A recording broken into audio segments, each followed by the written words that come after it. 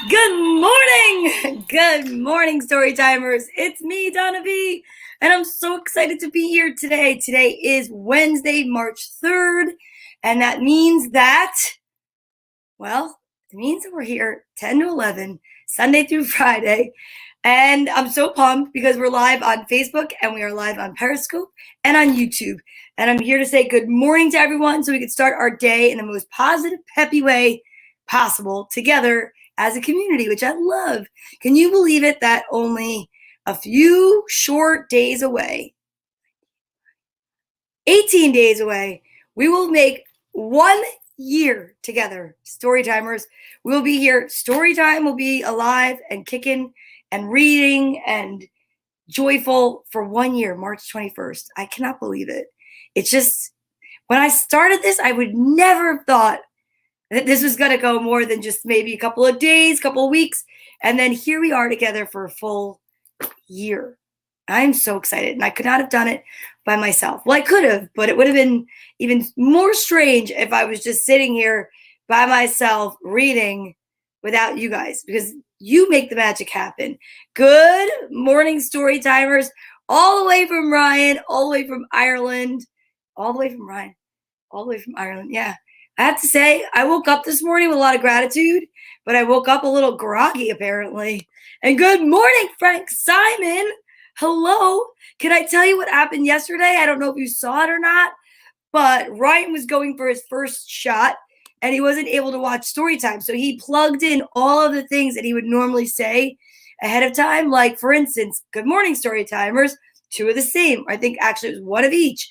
And then he wrote, don't forget Frank's sentence. And then he wrote, Frank wins. Well, Frank Simon, I just want to let you know, in your absence, you had someone on your side and declaring you a winner without you even being here. And I have to tell you, breaking news, that's not really a win. Okay, but I mean, if that is what we have to do to be fair, then I will agree to it. Because you know what? Just makes the world go round. Just be like, yeah, that's right. Peace, love, and joy.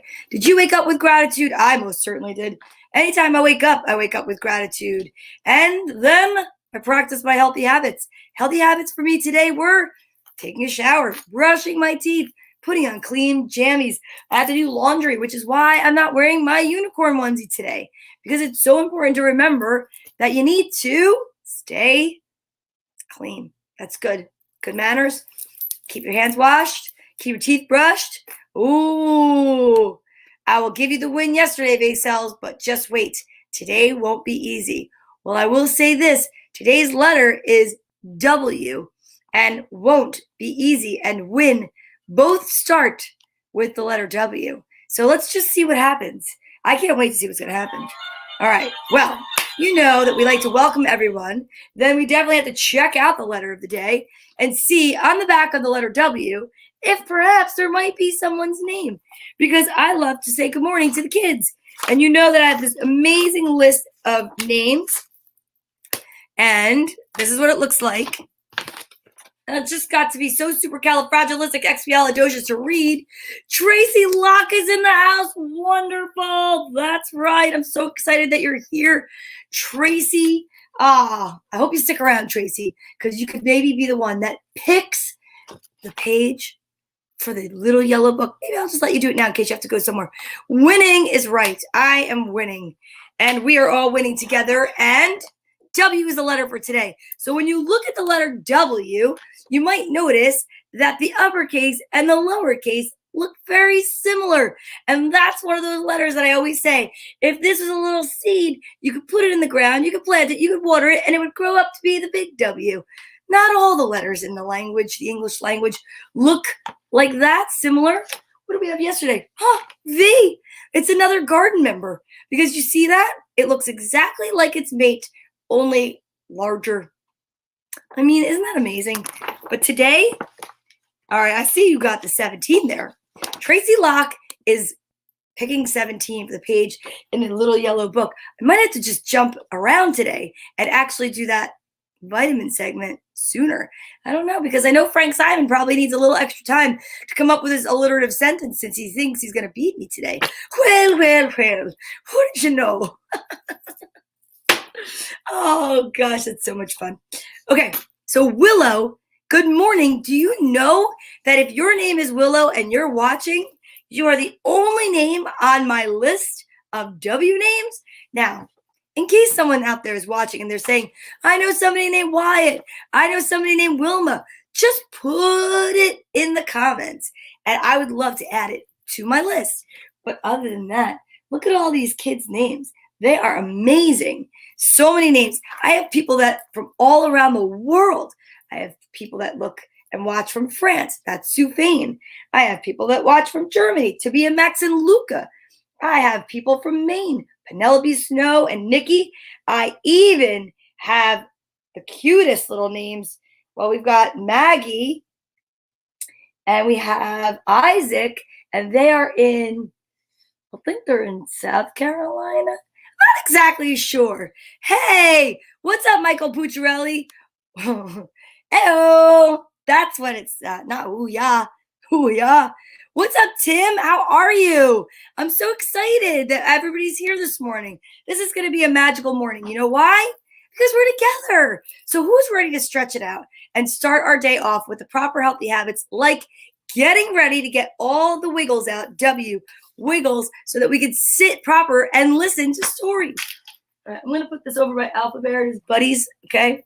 If you know of any words that start with the letter W, please feel free to put them in the comments, and I would love to post them and read them out loud. Like woo-ha. I did. Woo-ya. That was from my executive producer from Ireland. I guess it's something that they say in Ireland. Ooh-ya. I don't know. Okay. Who remembers how many letters there are in the alphabet? 26, that's right. There's 26 letters in the alphabet. That gives us an opportunity for lots of movement. And you know what I love? The letter M is in the middle. Well, technically, the middle is the space between the letter M and the letter N, because the letter M is the 13th letter. Wigwam. That's a good one. Wigwam. Wiggle. Yeah. And are you ready? Because what we're going to do is we're going to do the same thing as yesterday. I have to tell you, boys and girls, moms and dads, moms and moms, aunts and uncles, and anyone that's watching, I was a little sore because we started doing these seated jumping jacks this week instead of arm circles. And I honestly have to tell you, I think it's working. I think I'm buff. I think you can get buff too with the alphabet. Are you ready? Because we're going to do some seated non-spaghetti arm jumping jacks. What does it mean? Seated exercises mean that you can do it while you're sitting down, or if perhaps you're seated because, let's just say, you're injured, or you have a reason that otherwise you cannot do exercises. I want you to exercise your mind, your imagination. It's so important. Wonder, warmth, nice. I like that. Okay, well, let's get ready, because we're going to do some non-spaghetti arm jumping jacks. We go A through M. As soon as we get to M, we yell middle, and then we go into our arm circles. And then we get to the letter S, and what do we yell, boys and girls? Switch. That's right. You guys are amazing. Wow, I am like waking up nicely right now. Here we go. Okay. A, B, C, D, E, F, G, H, I, J, K, L, M, middle, N, O, P, Q, R, S, switch, T, U, V, W, X, Y, Z. That is right. And I will say, wild woman, I am. Today I decided to wear my giraffe costume or outfit because I felt like we were in the wild.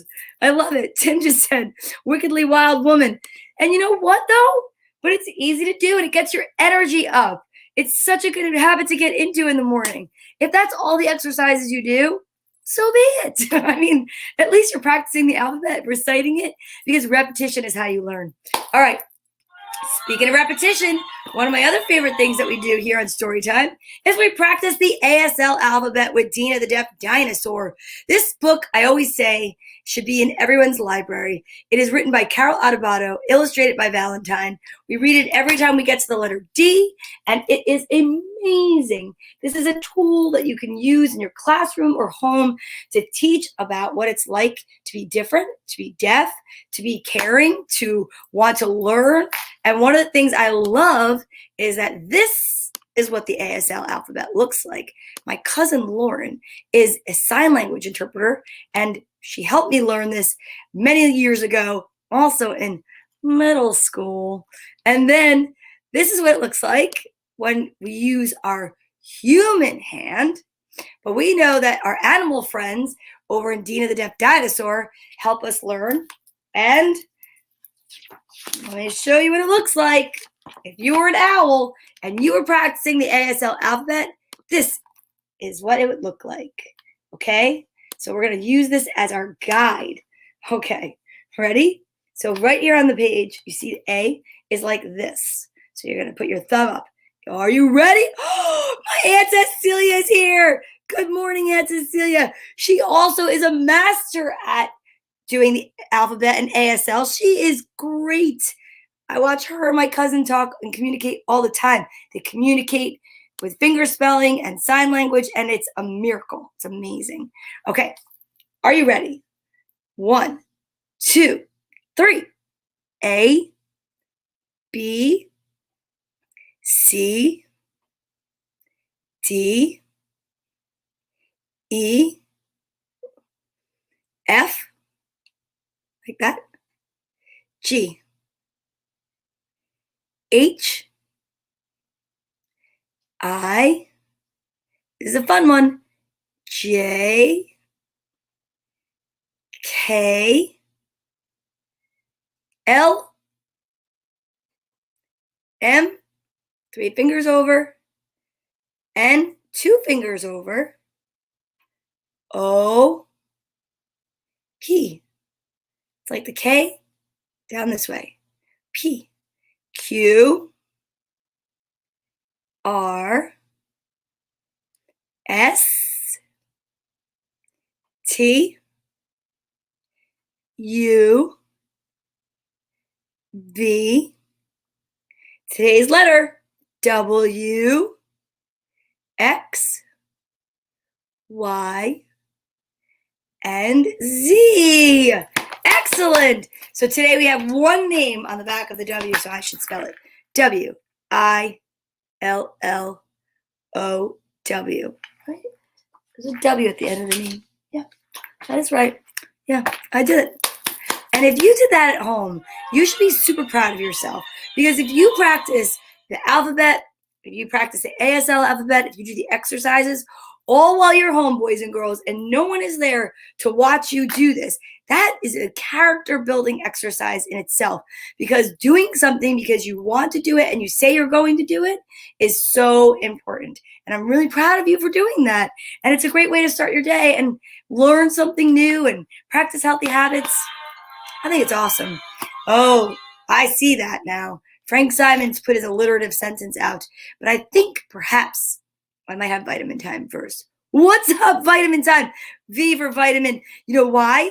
I think I might need my vitamins to get me through that very long sentences. I didn't see the words, but I could just see the sentence. It's like a paragraph.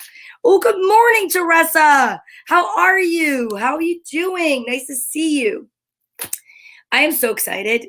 Look at this. One of each. Wah, wah, wah, wah. You're so silly. One of each, but with the W. Okay. What is he referring to, that silly executive producer of mine all the way from Ireland? Well, here's what he's experiencing. He knows that you could either get 2 of the same or 1 of each. And what he's expressing is he'd like to say that it's going to be a 1 of each day. If anyone has a guess and they would like to put that into the comments, go for it. It's kind of fun. I love it. I'm good. And you? I'm doing great. Thank you. You know what? I wake up every day with a lot of gratitude because no matter what, I woke up. And that's the most important part. And you go over, When you practice your healthy habits, brush your teeth, put something new on, something clean on, make your bed. Oh, and don't forget, drink lots and lots of water to stay hydrated. It's so good for your body. It's so good for your skin, your brain, your organs. It's waking you up saying, hey, everybody, we're waking up. Let's just do this. Let's get to the day. But you know what? Vitamins are the most important thing right now. We got to keep up our immune systems and keep ourselves healthy. Wash our hands. Don't forget, when you're outside and you're out in public, wear a mask. Okay, here we go. One of each or two of the same. That's the choices. We've already got one vote for one of each. I don't know. All I know is this is where I love to practice my healthy habits. And that's right. A good attitude and water is good for you. That's right. Thank you, Teresa. Wink and Europe. Wink and Europe. I don't know what that means. Unless you're telling me a W word and then your autocorrect changed it. You know what? Frank, you do magical things and are a wordsmith. So I didn't know if I was just, maybe something in the alliterative sentence. I'm piecing it all together here, folks, okay? This is live, this is unscripted, and this is just the way it goes. All right. My vitamins tell me to take 2.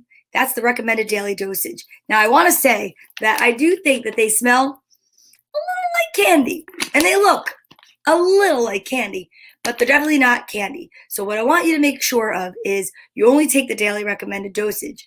Then, because you're little, if you're little and you're watching and you're taking your vitamins with me, you want to ask someone that's a little older to help you with your vitamins. So what you want to do is say, please, may I have my vitamins? And then when they give you the vitamins, what do you say? That's right. You say thank you. So manners are such an important part of life. And I think so often we forget about them. Oh my goodness. No. If we thought about manners as much as we remembered our phone, I think we'd be in a lot better place. So one of my favorite books, which happens to be little and yellow and somewhere on this bed. Oh my goodness, because this is a place where books come to rest. And I will tell you this. Wait a minute. Where in the haystacks is my magical little yellow book? I'm going to find it. It's here somewhere. Oh boy. I guess this is another habit I have to get into today. Cleaning my room. Do you guys have to clean your room for moms and dads and aunts and uncles and moms and dads and whoever's in charge of the house? I know. Well, what happens is when you get a little older and you're in charge of the house, you have to hold yourself accountable. Oh, gosh. I know. This is getting real now. I found it. Thank goodness. Because I was thinking, man, I was going to be in trouble. Okay, here we go. A Beginner's Guide to the Universe by author Mike Dooley. Uncommon Ideas for Living an Unusually Happy Life. This is the Nugget of Truth book. That's what I call it. It's like the message inside the fortune cookie, only instead of a fortune cookie, we're taking vitamins. So I like to read from it every day. My friend already picked page 17, and I'm excited because, you know what? I love my friend. I miss her. So to give her the opportunity to pick the page is all right with me. So after we chew our vitamins with our mouth closed, because you never want to chew with your mouth open or talk with your mouth full, we're going to see what this message is. Probably says, don't chew with your mouth open. And don't talk with your mouth full. I mean, it could say that. It could say something completely different. We're going to find out right now. On the count of 3, let's find out. Are they 2 of the same or 1 of each? 1, 2.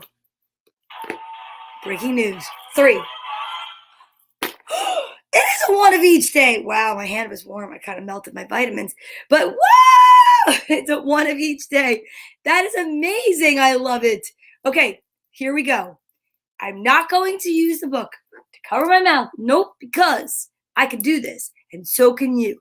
You can chew with your mouth closed. If you're out at a restaurant and you have to talk to someone like a waiter and say, there's a fly in my soup, then maybe perhaps put your hand there or a napkin or something, but don't just be like, there's a fly in my soup. No.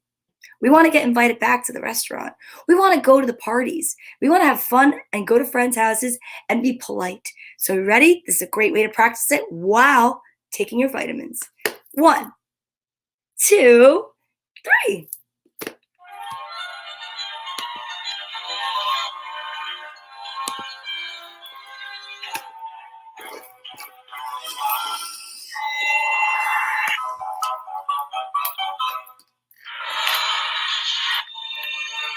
I want to say, taking your vitamins after brushing your teeth makes you make a funny face every time. So I apologize if I made a funny face, but I couldn't help myself because I just brushed my teeth. It's minty, and then that's raspberry, and oh, goodness. Okay, are you ready? Page 17, A Beginner's Guide to the Universe. Let's see what it has in store. Woo! Oh, you know what? I forgot. That was really loud for you. I'm so sorry. I have to do my alliterative sentence right after this. Oh, I get ahead of myself some days. Focusing is just sometimes not on the top of my priority list. Here we go. 17 for my friend Tracy. We have not read this page, so I'm going to take my little marker and make a little dot right next to the number 17. This is going to be a good one. I can feel it. No matter how long you ignore life's magic or unwittingly swim against its current, the instant you stop struggling, you'll be back in the flow. The prodigal child returned home, inheritance fully restored. There are only 3 kinds of things you need to know about angels. Number 1, they're real. Number 2, some exist to serve you. Number 3, they can do the most when you ask them for help. Just because you are a supernatural, unstoppable creator doesn't mean you can't have friends on your team who help you out from time to time. That's today's nugget of truth. That was amazing, Tracy Locke. I love that one. And you know what? I actually have to say we have read it before. I just forgot to mark the page because I remember the angels part. And I don't like to lie because lying is also a very bad thing to get into. So I will say we did read it. And I really wasn't lying. It was a mistake. But owning up to your mistakes and saying so is such a good sign of character. So don't forget, boys and girls, if maybe you realize after you said something that you said the incorrect thing, there's always time to go back. Never fear. That's right.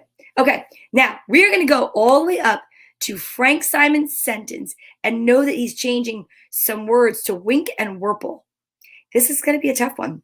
I see my Aunt Cecilia's playing along today too, so I have a separate sentence, and I can't wait to try that one too. But I want to focus on this one. Not looking, not looking, not looking. I'm looking. Okay, so I'm going to go through this, not cheating. I need to know where wink and whirple go. Where was Wendy Wendrikowitz when Wally Wallowitz was washing Wordsworth's wonderful whistling whale? Where's wink and whirple? Oh, the words are wink and whirple. Donna. I thought he wanted to replace words with wink and whirple. Sometimes it just takes a minute. Where was Wendy Wendrikowitz when Wally Wallowitz was washing Wordsworth's wonderful whistling whale? Well, where was Wendy when you have a lot of friends with challenging names? Because I don't think you make these names up. And I think maybe I should just give this to you. Where was Wendy Wendrikowitz when Wally Wallowitz was watching Wordsworth's wonderful whistling whale? I think we pretty much are very, you won. Yeah, okay, win for Frank. That's my gong. It's not much of a gong. It's whatever. It's gong with the wind. Okay, you know what, Frank? I have to say that I appreciate your efforts. Your character is just like questionable when you're going to go through your Rolodex and you're going to put your friends' names in that there's no possible way I could have ever heard of before. But you know what? I find that to be kind of evil genius, and I kind of like it. So for that, I will say I tip my hat to you, Frank. Now let's see what my aunt has right here, because I feel like perhaps I could redeem myself ever so slightly, because maybe she'll be a little bit more gentle on me. All right, let's just check it out. The second alliterative sentence of the day, second challenge. Why not? It's Wednesday.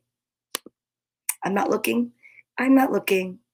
Wonderful women will wonder why we work kind of wacky on Wednesday. Well, there you go. Isn't that a nice one? Wonderful women will wonder why we work kind of wacky on Wednesday. Wonderful women will wonder why we work kind of wacky on Wednesday. That sounds like a plug for Girls Gone Green, and that sounds like something that will be on tonight. And hello, there's Quack right in front of it. Don't forget, if you think that this show is fun, oh, tonight we start our old-time radio show. Hey-oh! Wonderful women will wonder why we work kind of wacky on Wednesday. Thank you. I love it. My ego thanks you. Well done for a win for Donna.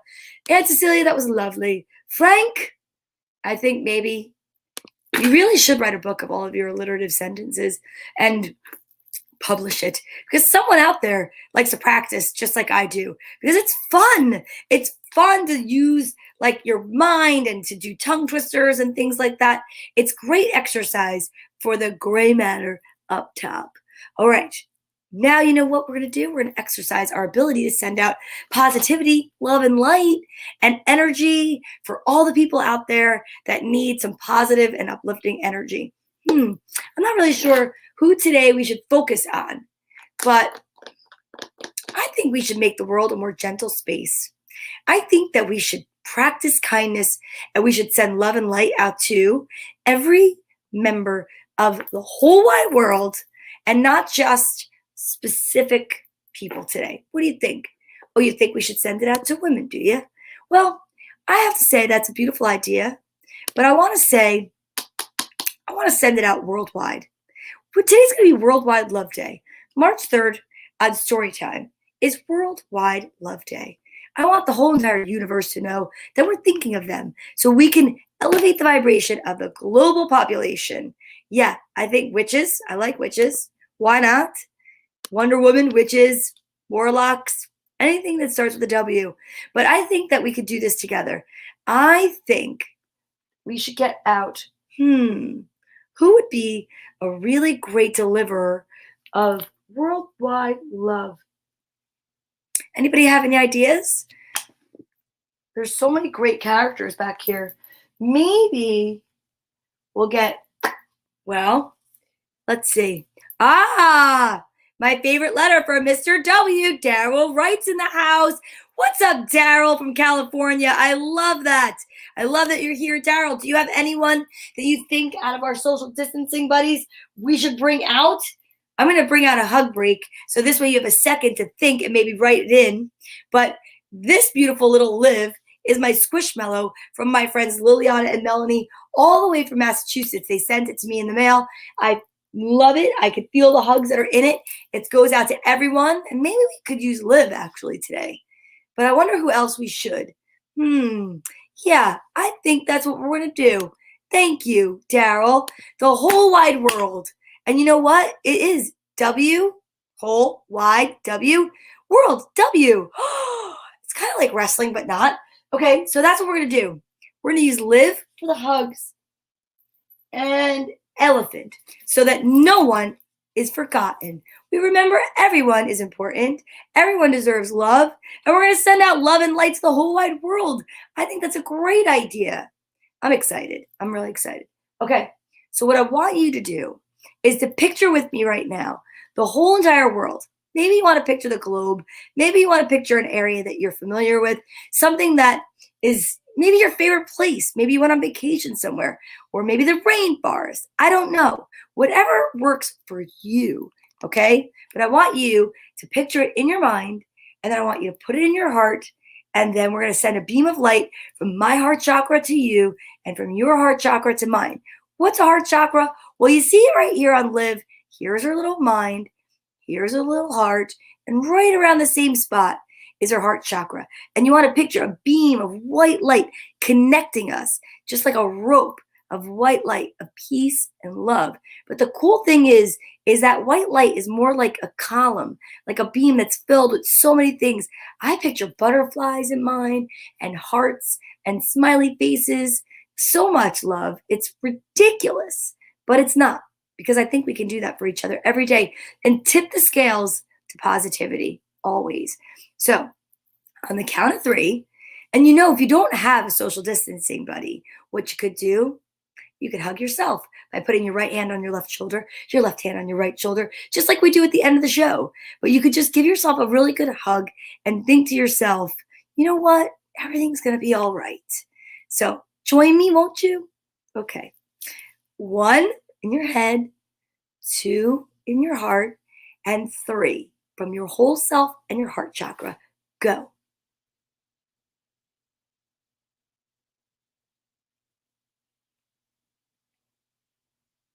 How awesome was that? Don't you feel it? I do every day. I get so excited because I love the fact that even if a few of you are doing it, do you understand the power that we have together? You are powerful by yourself, trust me. But when we join forces and energy, it is incredible what we can do.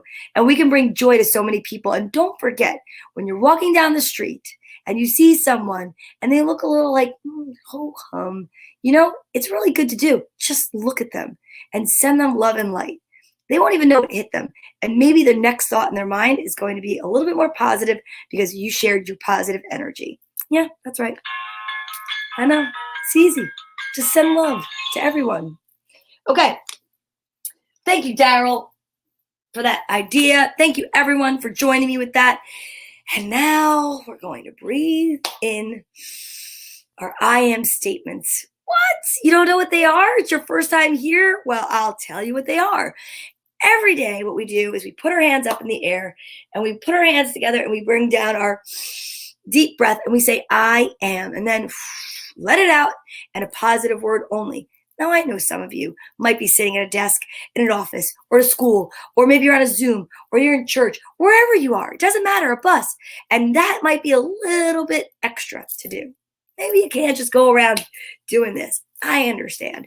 So what you could do, if you're on an airplane, if you're somewhere, you can just put your hands together, put your little fingers up, touch them like they would be your hands up here, and say, I am relaxed. See? Try it. It's a really great way just to bring energy in and down so that you're ready to focus on listening and I'm ready to focus on reading our stories. Here we go. Oh, and just like what should Darla do? Remember, only positive words. Persistent, caring, happy, confident, thoughtful, love. I like to say these words. Are you ready? I am peace. I am joy. I am love. I am ready. Are you ready? I'm ready. I'm so excited about these books today. They are books that I have not read. I am pumped. I have to say that there is a wide variety of books today. Oh, I'm losing my books today. I really am. I really need to straighten up. Wide variety. Yesterday was V and we had variety. Today, it's a wide variety. Okay, so the first one we're going to read is called Big Al by Andrew Clements Yoshi. All right, so this is about Big Al. And yesterday, or a few days ago, we talked about underwater and we read a Jacques Cousteau book. This is about underwater W-A-T-E-R. Hey, good morning, Christopher Estrite. How are you? Hope you're feeling great. We're sending you love and light. And thank you for the wishing us well for tonight's show. Okay, Big Al. First of all, see these colors? They're my favorite. I love them. I love all this. Aqua. Big Al by Andrew Clements and Yoshi. In the wide blue sea, there was a very friendly fish named Big Al. You could not find a nicer fish.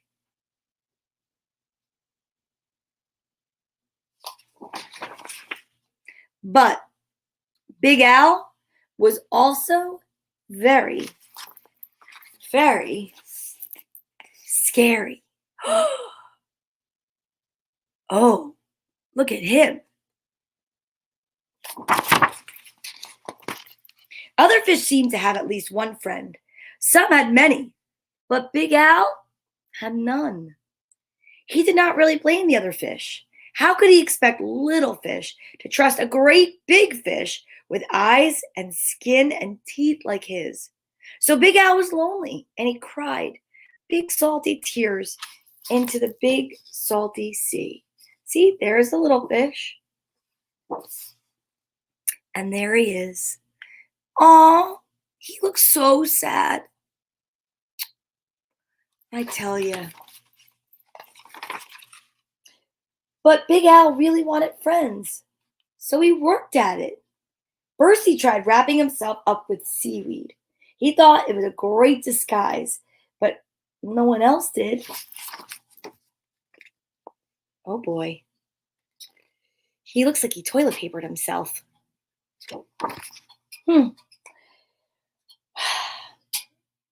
First, well, nope. Who wants to stop and talk to a floating plant who has big, sharp teeth? I mean, that is true. It does look like a big floating plant with big, sharp teeth.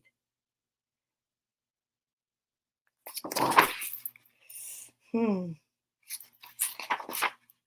he thought if he puffed himself round, the other fish would laugh and see how clever and silly he could be. All they saw was how big he could be, and they steered clear. That is a big fish.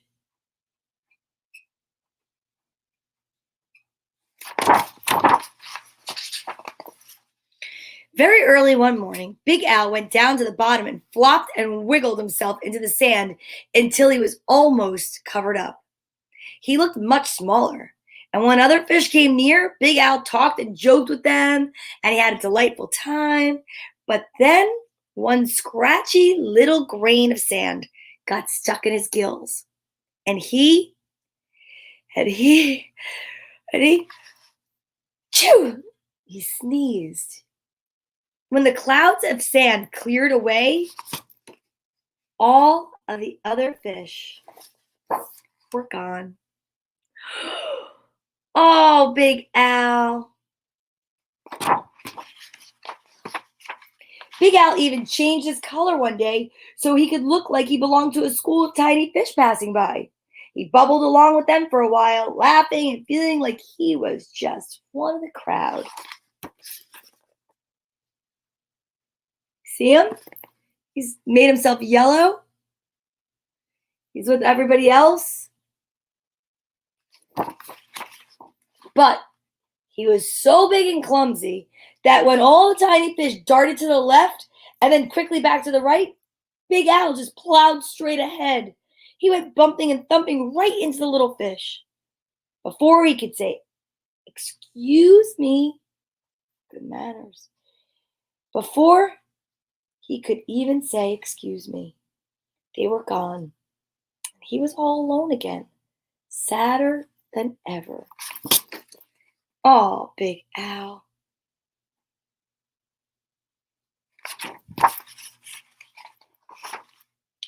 Just when Big Al was starting to be sure that he would never have a single friend, something happened. He was floating along sadly, watching some of the smaller fish, and was wishing they would come closer. But as he watched, a net dropped down silently from above, and in an instant, they were caught. Oh my goodness. They look so afraid. Oh my goodness. What's going to happen?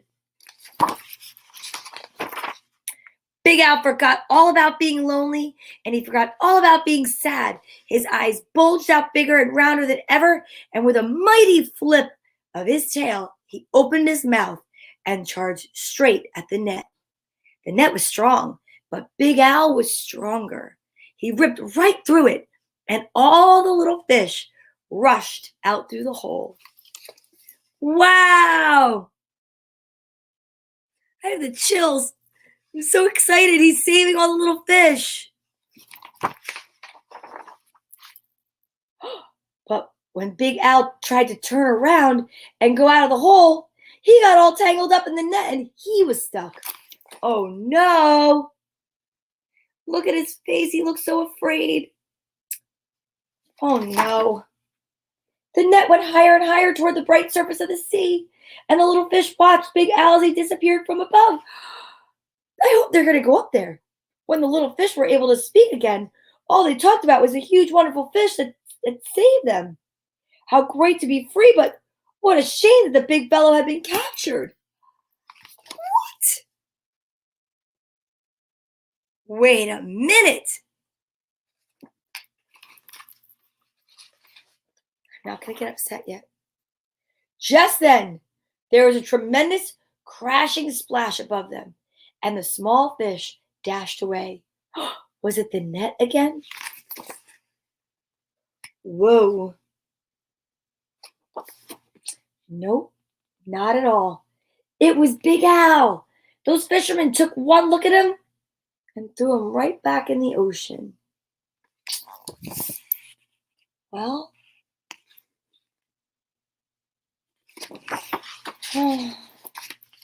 and now there is one huge, puffy, scary, fierce-looking fish in the sea who has more friends than anyone else. Big Al. I was going to say, how did those fish not go up and try to rescue Big Al? I mean, I know they're tiny, but still, tiny doesn't mean that you can't accomplish anything. Even if you are small, you could still help, right? Man, that's a lucky break that they thought that Big Al was not for them, and they threw him back in, because that could have gone a lot differently. But Big Al's a sweetie. I like Big Al. He's a cute little fish. Okay. All right. Are you ready for this one?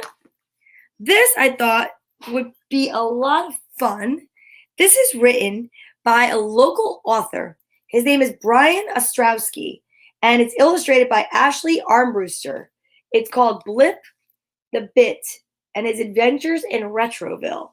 So this is Blip the Bit chronicles a day in the life of Blip and his three friends, Bleep, Bloop, and Zip, as they skip through a computer-generated town filled with classic video game characters. I saw this and I thought, this looks like a wonderful book. W. Wonderful. Okay. In Retroville lived Blip the Bit. He was always on the go. He hated to sit. His favorite thing to do was skip with his three pals, Bleep, Bloop, and Zip.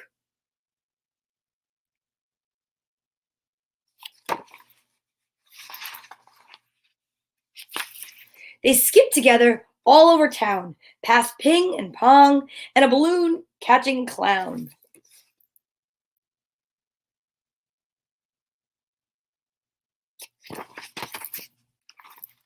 Through some circuits and across some wires, past rectangular houses and cars with square tires.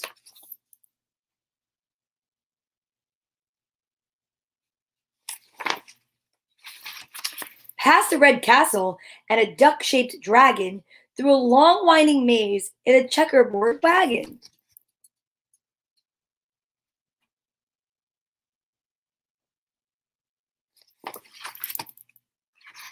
Past two cowboys having a duel and a round yellow guy being chased by a ghoul. Ooh, so creepy.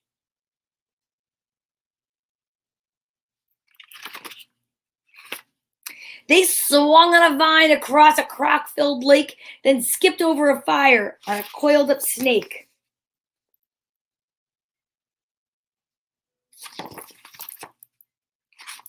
Soon a mushroom patch came into view, so they skipped on the mushrooms and a centipede too.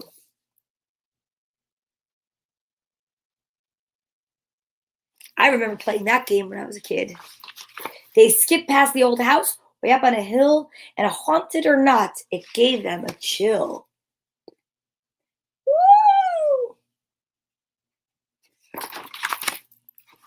They jumped over barrels thrown by a big ape and crossed busy highways without even a scrape. Ah, Donkey Kong. And what was the other one? Frogger. But soon the 8-bit sun started to set, and Blip wondered if it was dinner time yet. So the group turned around and started for home, back past the haunted house where no one dared roam.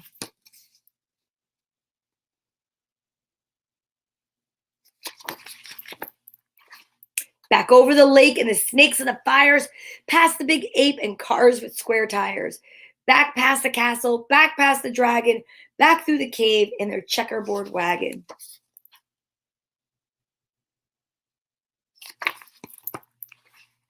Back through the wires, back through the circuits, past the houses and the clowns from the circus. Back past Ping, back past Pong. Blip and his 3 friends skipped along.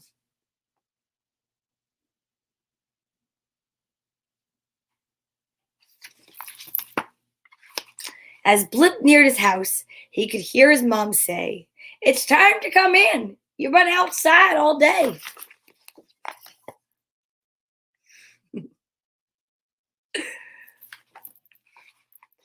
Blip ate a big dinner, pixel nuggets and fries.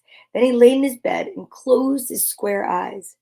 He dreamt of invaders coming down from the sky, spaceships and asteroids, and ostriches that could fly.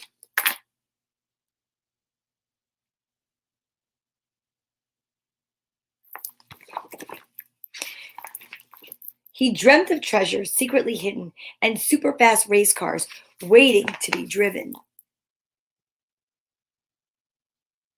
Look at the treasure.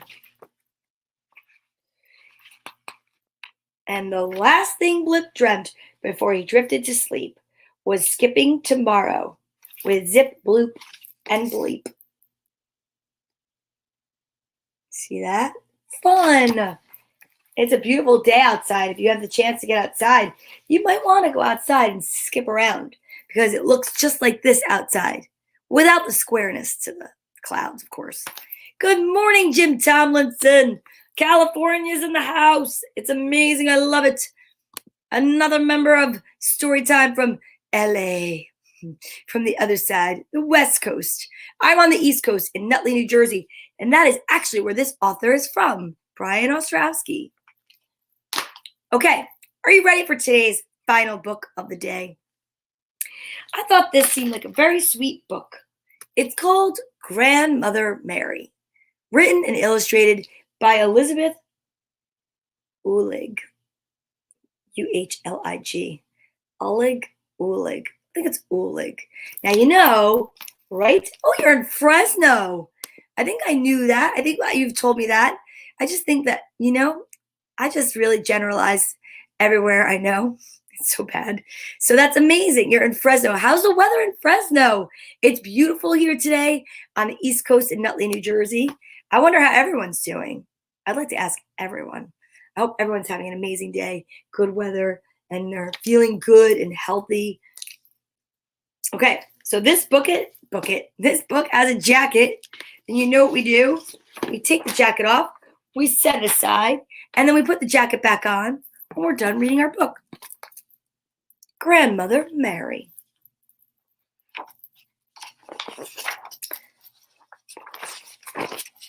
In our neighborhood, everyone knows Grandmother Mary. She has lived in the house with the white picket fence for more than 50 years. On a sunny day, I may see her puttering in her garden. When I wave, her smile invites me to come and sit with her amidst the dogwoods and lilacs. It will be an afternoon of stories. The air is buzzing with life. I want to hear everything, to imagine all the places and people Mary will tell about.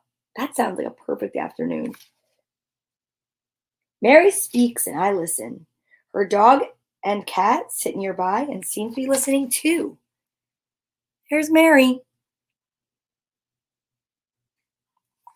in her yard.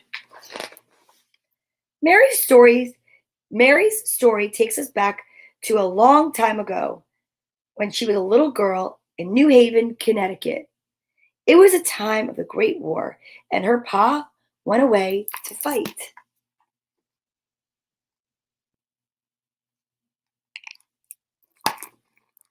Mama and the children missed him. They sent him their photograph with a letter saying, "Please come home soon." But he never did.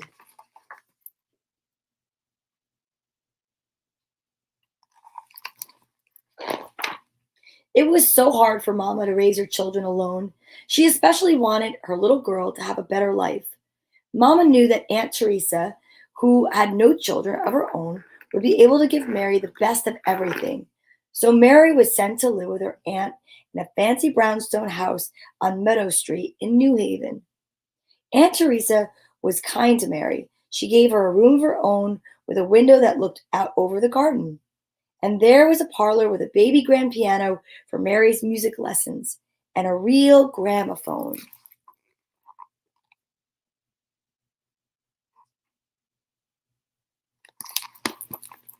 During the week, Mary went to school wearing a crisp uniform and polished high button shoes. On Sundays, she walked to church with her aunt, and both of them wore their prettiest dresses. But somehow, Mary was often sad and lonely, just like the fish in the first book. There was no other children at home and no playmates nearby. Most of the time, she felt that something was missing.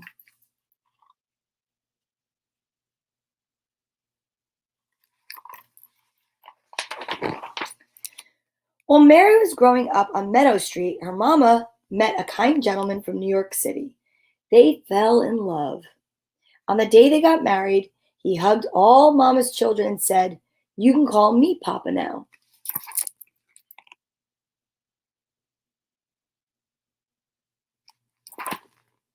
Soon Mama and Papa were busy with a baby of their own. When Mary went to visit, Papa let her take the baby out in the carriage. Mary was so happy. But then more babies came. Mama and Papa bought themselves a big, roomy house in Brooklyn, New York. Mary stayed behind with her aunt.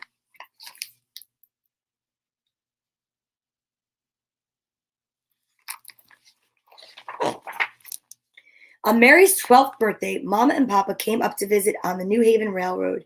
Mary and Aunt Teresa met them at the station in a shiny new car, and they all sailed off to the ice cream parlor to celebrate. What a grand place it is. Seated at a cool pink marble table, Mary watched as busy hostesses in starched aprons hurried about with trays full of tall, silvery goblets. Her eyes opened wide as four splendid ice cream sundaes appeared at the table, and everyone sang happy birthday. But even on this special day, Mary was not happy. She had not been happy for a long time. This child is so serious and sad, her mother thought, but she did not know why. Later that afternoon, the grown-ups went for a ride in Aunt Teresa's car. Mary didn't want to go. She sat on the stoop by herself. And that's when it happened. The new car drove all the way up to the country, and Aunt Teresa decided to stay. Now she was really alone.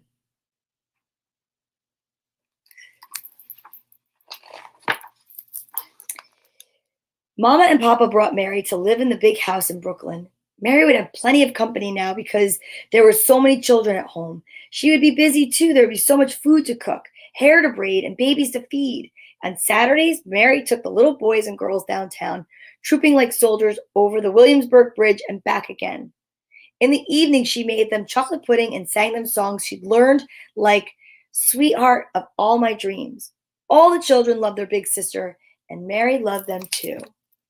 See, she was missing a family.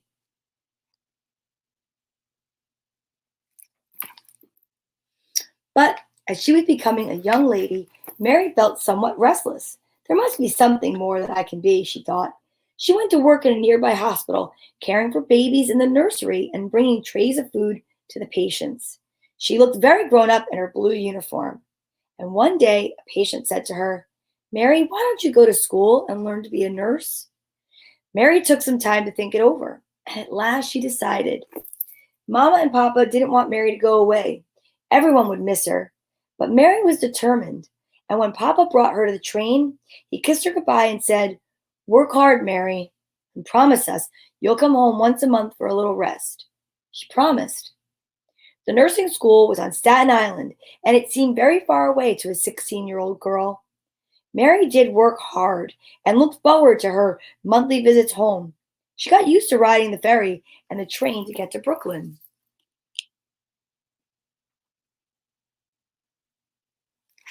Wow. It was on one of those visits home that Mary learned of a family that had opened a shop on the very street in Brooklyn where her family lived. They had four strong, handsome sons. One of the sons was named Henry. Even though he was quiet and shy, Mary thought he was the handsomest. They soon became good friends. On Sundays, when Mary was home, Henry came to call on her. They would go for a boat ride or have a picnic in Prospect Park. In winter, they skated on the pond, and sometimes they just rode the Staten Island ferry back and forth. Henry thought Mary was a fine girl, and she liked him a lot too.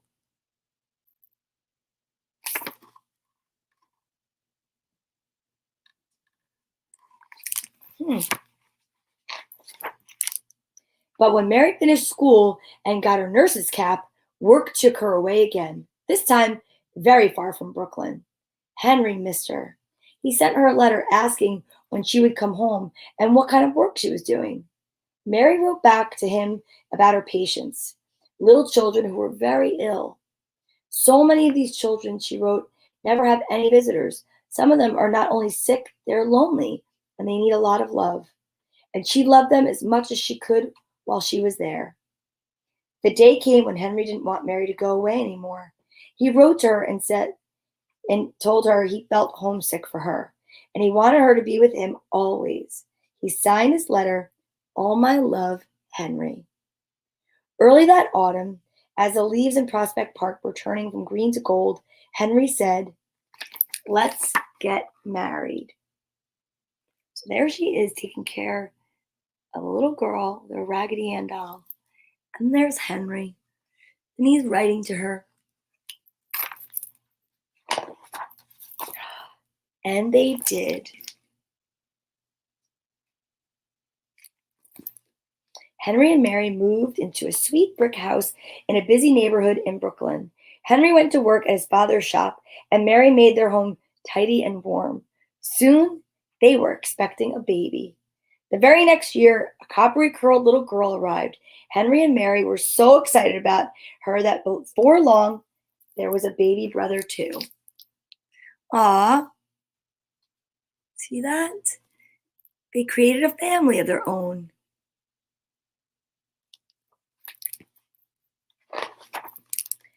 They were a happy family. They had birthday cakes, trimmed Christmas trees, dressed up in pilgrim costumes on Thanksgiving, and waved sparklers on the 4th of July. They had two friendly dogs, Rusty and Dusty.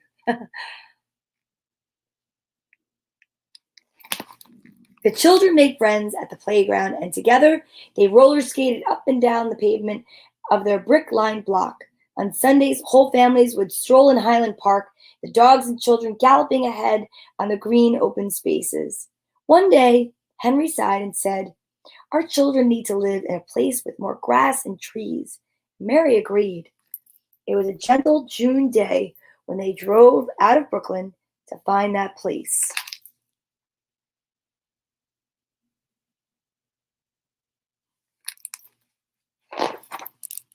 On a tree-lined street in what was then the country, they saw a tiny white house with a sign saying "For sale." It had a picket fence all around and brightly painted green shutters. In the garden, two dogwood trees were wrapped around each other like two good friends hugging. There were mulberry bushes that could hold swings, and in the backyard, 5 tall poplars swayed in the June breeze.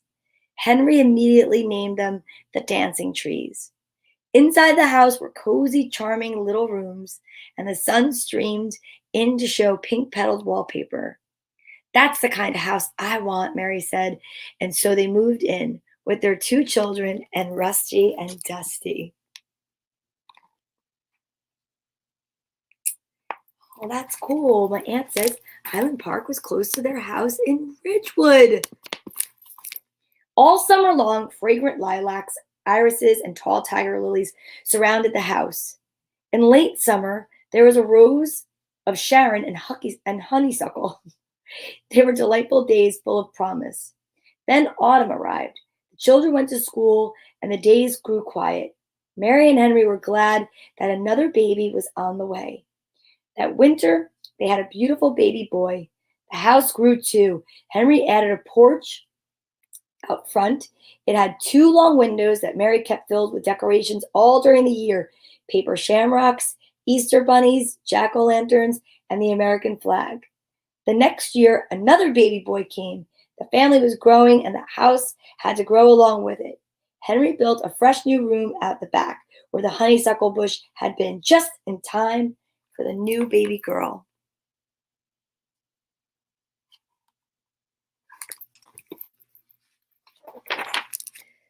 One happy season followed the next. Autumn was Henry's favorite time. He'd take his children on long, rambling walks in the neighborhood to find hidden, magical places. In wintertime, smooth, powdery snowdrifts changed the look of everything. Then spring was abloom with daffodils and morning glories, followed by sweet summers of storytelling and lemonade.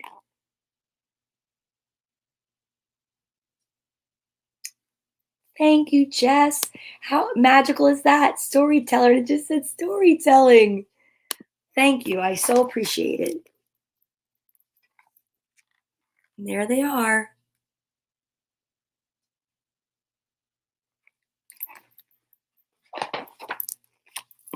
Look at this big family.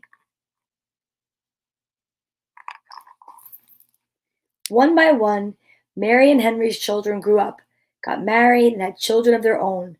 Their childhood home was always a gathering place on Sundays when everyone visited Grandmother Mary and Grandpa Henry and ate macaroni in the sunny dining room. And every year there were more and more little ones around the table, some of them sitting on grown-ups' laps or on odd chairs pulled from other rooms around the house. Love that.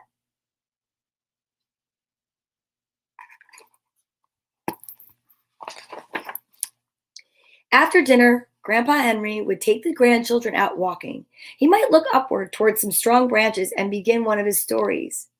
That was where your daddy built his treehouse.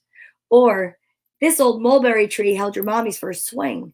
He told them about how our neighborhood was when it was still the country, how the little house with the picket fence had been just like a lovely hideaway in the midst of an enchanted garden. He would smile and say how much daintier the dancing trees were then. Sometimes the little ones went adventuring on their own, like a band of miniature explorers, hunting for those secret places their parents had known years ago. Some of the places weren't there anymore.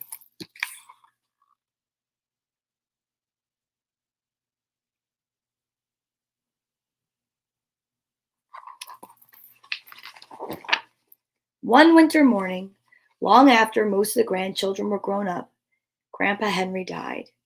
It happened right in his own home, where he had lived for so long with Grandmother Mary. His family had a quiet service, and there was a stone with an inscription that said, "All my love." And as time passed, each of their sadness turned to sweet remembering of how they had known him.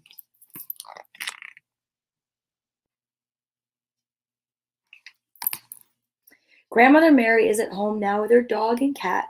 Quite content, she enjoys the lilacs in bloom and falling leaves and her very large family.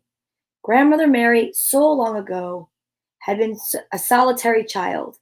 Now she's a great grandmother who has known generations of love.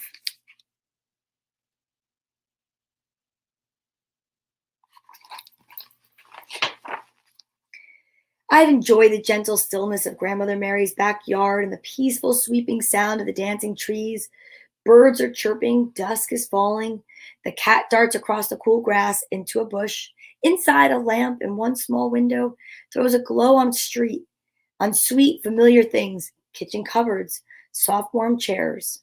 And the dog is snuggled up at Grandmother Mary's feet, and all is well. Good night. Wow, that was such a beautiful story to listen about the history of someone's family and how, really, it was a beautiful story of real life. It really was. It was very touching. And I will say, W, wonderful, that I could picture so many things because this author, Elizabeth, I think it's Ulig, I mean, really painted a beautiful picture. And this is actually Mary on the back at 8138. There she is. Isn't that amazing? That was a beautiful story. It really was. To think that first she was lonely and then she took that, you know, that feeling of loneliness and turned it into something positive and became a nurse and helped children that were by themselves. I mean, what a beautiful story. So I thank you so much for being here today and every day, Sunday through Friday. And I'm so pleased to see that one of my friends who's a teacher really enjoyed story time. And she said she's going to turn it on for her classroom when there's a break. Just so that you know, Jess, if you want to do that and you want to just listen to the stories, I mean, I've been doing this since March 21st, and I was doing it 7 days a week in the beginning. And then when I had to go back to work in June, it was 5 days a week. You can find everything, and you can tell the students that everything is on Facebook on Storytime with Donna Vee, and that there's also content on Donna Vee Comedy. But that you have to just realize there is some comedy, and there's definitely, I really think that this week maybe I should categorize and put as many and all of my story times into a folder or a file or what have you. But if you go a half an hour in, that's where the stories always start. It just works out that way. There's 3 stories every day at minimum. There could be more than that. There could be 4 on some days. We would do something called a bonus book. And there's a variety of stories that you can look on YouTube and see.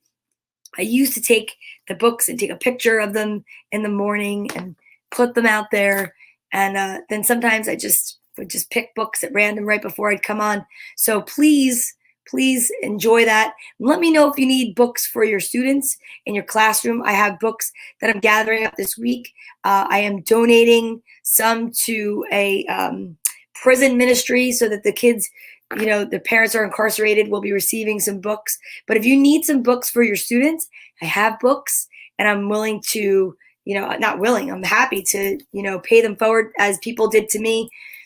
So you have them for the classroom, or, the kids could have them, and I don't need them back. I just want to give them a good home. So please let me know, drop me a line, send me something in my inbox. But for everyone that's watching, I just want to say thank you so much for watching today and every day. And I hope that you guys are safe and healthy and happy. And we're going to end like we always do with a hug. So put your right hand on your left shoulder and your left hand on your right. Give yourself a hug from me. Squeeze yourself so tight and know that everything's going to be all right. I do believe that. I see that silver linings are outweighing and outnumbering the gray clouds. So just remember that, okay? And I love you. And I think it's a great way to end always with a little bit of an I am statement and reminding ourselves that, you know what, we have to take time to focus and recognize what's important. So, ready? I am peace. I am grateful. I am joy. I am totally content. Ernest, how are you? I know Dr. Seuss's birthday was yesterday, and I forgot to read Dr. Seuss, but I will definitely do that. I love Dr. Seuss. Actually, I almost read Is There a Rocket in My Pocket? But I just found other books today. So you never know. Maybe tomorrow. All right? Thanks for watching, everyone, and I will see you soon. Tomorrow, 10 to 11, which is Thursday, the 4th of March. Wow, it's wild. And please don't forget, if you're watching from Periscope will be no more as of March 31st. So don't forget to go over and join. It's 11:11 right now. So make a wish.